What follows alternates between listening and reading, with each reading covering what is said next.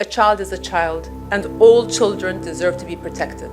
There's nothing complicated about that. Right now, we, the adults of the world, are failing the children of Palestine.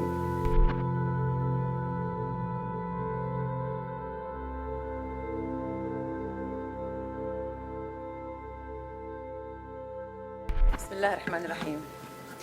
Thank you, Inger, and thank you all and Save the Children for hosting this event. A child's cry is fine-tuned to grab our attention. It causes a visceral reaction, racing heartbeat, quickening breath, rising blood pressure. We see this in parents, but in other adults as well. A crying child in the room is enough to drive every other thought from our minds. It is nearly impossible to ignore a single child in pain. Yet as we speak, an entire generation of Palestinian children is crying out to the world, and the adults are choosing to look away. More than immoral, it is unnatural. And yet, I will not recount the number of Palestinian children who have been killed, wounded, orphaned, or detained over the past year in Gaza and across the occupied Palestinian territories. You all know the figures, which are almost certainly an undercount. The easiest way to justify harming a child is to unchild them, age them up, demonize them, group them together in the tens of thousands so that they blur together into one faceless mask. But Mahmoud wasn't a number. He was a 9th grader riding his bike home from school when he was shot and killed by Israeli forces in the West Bank city of Jenin. Tala, killed in an airstrike in Gaza City, was a little girl in pink roller skates, hit by a piece of shrapnel on her way out to play.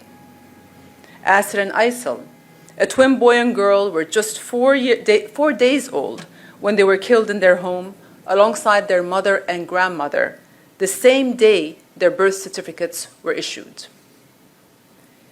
The early years are meant to be a time of wonder, of exploration, innocence, and play. Instead, Gazan children, too young to know their multiplication tables, are being forced into the roles of adults. They care for younger siblings. They wait in line for food rations. They dig through the rubble for anything that can be salvaged. Some people would prefer not to think about the specifics of Palestinian children's suffering. They'd rather hide behind the maxim that this conflict is too complicated and just move on. But put politics aside, a child is a child, and all children deserve to be protected. There's nothing complicated about that. Anyone who has ever loved or cared for a child knows how rewarding it can be to get it right, and how devastating it can be to get it wrong. Right now, we, the adults of the world, are failing the children of Palestine, and we need to do better. The bloodshed must end, the bombs must stop falling, aid access must resume without exception. Every child cries in the same language, and deep inside us all is the urge to go to them, pick them up, and dry their tears. That instinct is the very best of humanity, and we need to protect them from the very worst. Thank you all very much.